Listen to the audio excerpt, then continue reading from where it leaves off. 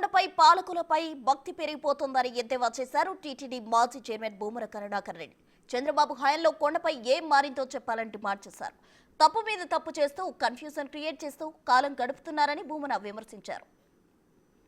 మీరన్నారు మేము పాపాలు చేసినాము, మా పాపాలనన్నింటినీ కడిగి పారేస్తాను అన్నటువంటి చంద్రబాబు నాయుడు గారు ఈరోజు మీ పాపాల పుట్ట కొండగా మారుతోంది. మీ హయాంలో జరుగుతున్నటువంటి ఘోరాలు నేరాలు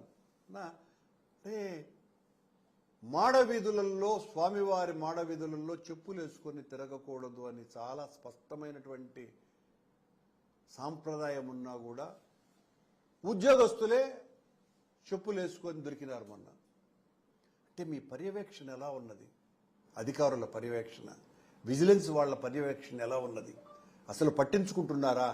ఎవరికి వాళ్ళు ఒకరితో ఒకరికి ఏ రకమైనటువంటి సంబంధాలు లేకుండా ఎట్లో ఒకట పబ్బం గడుపుకోవాలన్నటువంటి ఆలోచన ఉండటం కారణంగానే ఇలాంటి ఘటనలు జరుగుతున్నాయి.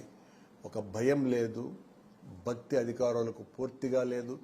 ఉన్న భక్తి అంతా కూడా చంద్రబాబు గారి మీద భక్తిగా మారిపోయి, ఆ మారిపోయిన చంద్రబాబు మీద భక్తి డేంజరుగా మారిపోయి డ్రైనేజీ స్కీమ్ లేకుండా